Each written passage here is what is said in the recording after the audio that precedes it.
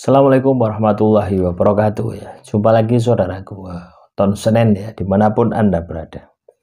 Kajian materi kali ini tentang tanda ya. Anda ini terkena sihir. Jadi tandanya banyak sekali ya. Tanda yang paling utama ya, itu adalah malas ibadah.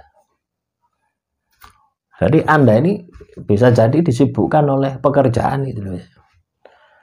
Sehingga ketika Anda ini waktunya ibadah sengkoai meniai engkoai misalkan ya, kalau Anda muslim ya, misalkan duhur ya, saat ini kan sudah duhur. Nah, ketika saya mau sholat duhur gitu, nanti saja, pekerjaan saya ini masih panjang, pekerjaan saya ini masih banyak gitu. Dan waktunya sholat duhur itu banyak ya, masih panjang, mulai dari jam 11 setengah 12 ya, sampai dengan jam 3 gitu. Nah, ini 3 jam gitu. Nah, nanti saja ya, sekalian sholat asar gitu ya.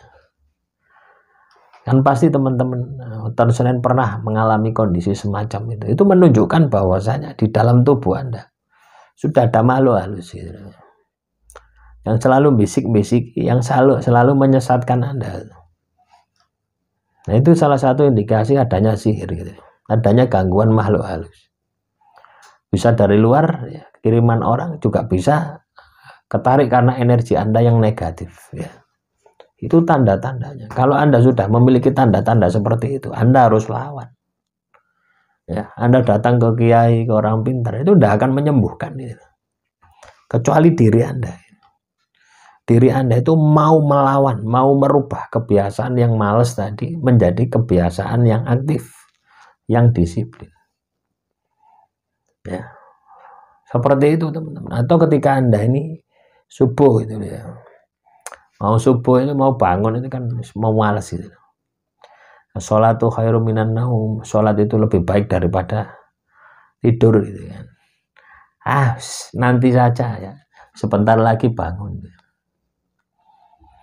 Akhirnya apa? Buabas ya, jam 7 baru bangun.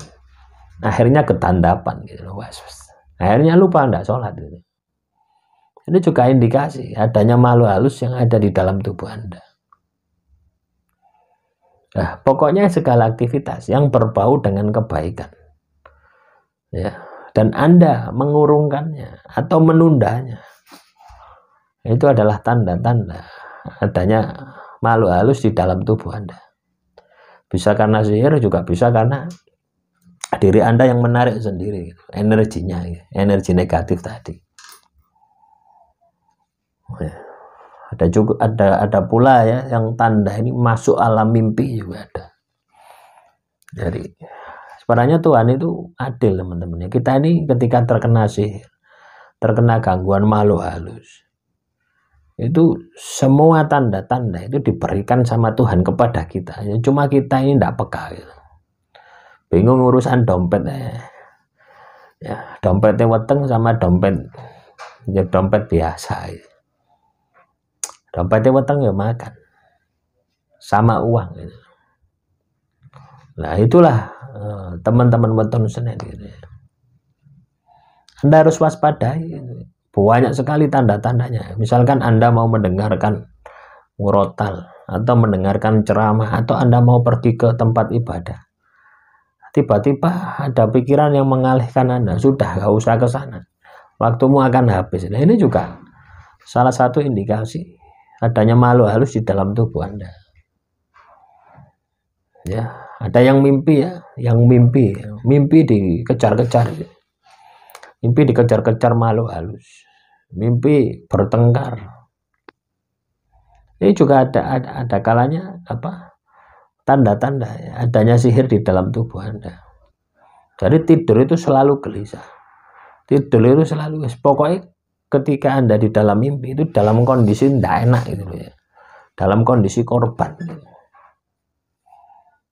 ya. Itu dalam kondisi korban, itu menunjukkan bahwasanya adanya sihir gitu. Kita tidak usah takut ya, kita tidak usah pesimis gitu. Saya kasih pembahasan semacam ini supaya teman-teman weton Senin itu ya bisa menanggulanginya gitu loh ya.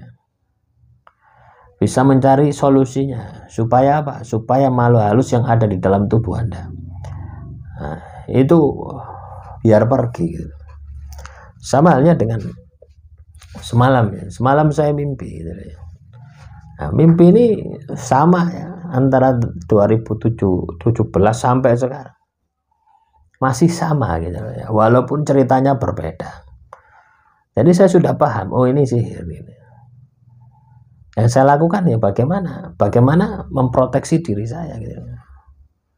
Jadi saya sadar di dalam mimpi itu, saya sadar, loh kok gini sih gitu. Itu Anda akan bisa melakukan semacam itu kalau Anda ini sudah terbiasa,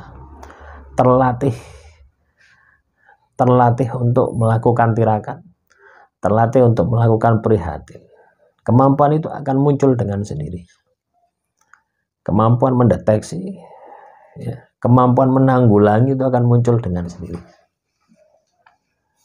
ya.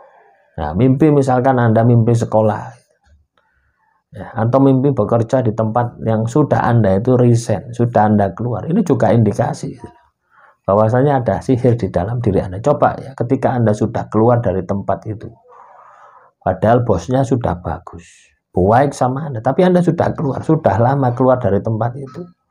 Ketika Anda bangun, pasti kan kecewa. Ternyata ini sudah adalah mimpi. Atau ketika Anda ini kuliah gitu ya, kuliah atau sekolah gitu ya, Anda sudah lulus, misalkan lulus kelas 2 gitu, atau naik kelas 2 gitu ya.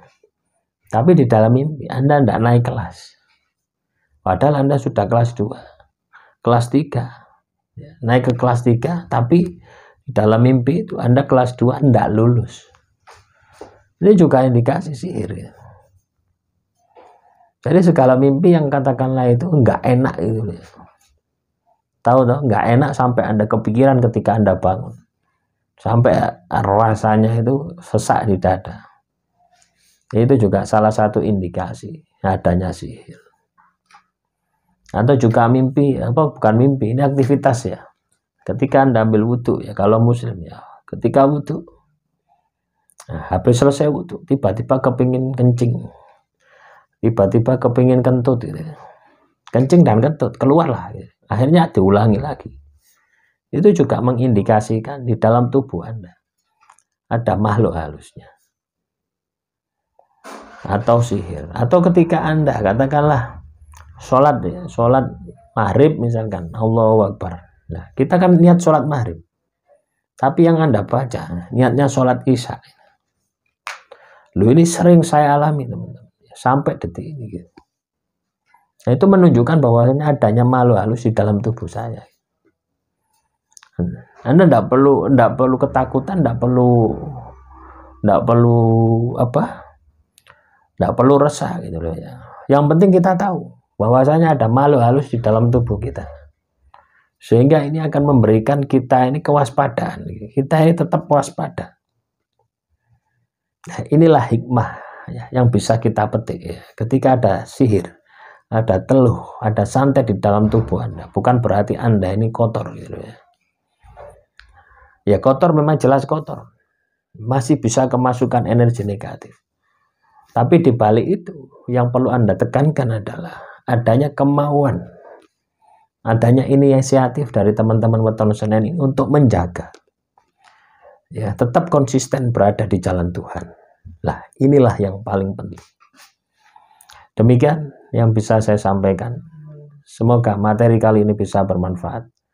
Assalamualaikum warahmatullahi wabarakatuh.